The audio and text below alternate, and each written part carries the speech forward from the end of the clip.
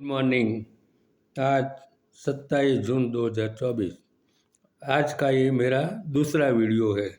अभी सुबह के 7:25 हुई है। अब मैं आपको 1961 में आई फिल्म संजोग का गीत सुनाऊंगा, जो लता मंगेशकर ने गाया था। गीतकार राजेंद्र किशन थे, संगीतकार मदन मोहन थे, और फिल्म में अनीता गुहा गाती है और प्रदीप कुमार भी था। और उसके बाद दूसरी संजोग भी आई थी, जिसमें जितेंद्र वाली थी वो।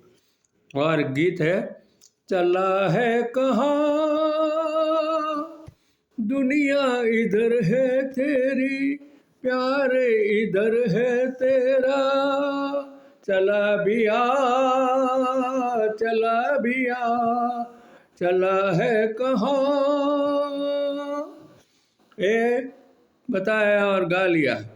और इसके साथ मेरे 1000 ऑडियो वीडियो गीत हो गए। जिंग पटापट ताली बजाओ, ताली बजाओ। माझं नाव आहे प्रवीण कुमार। Thank you.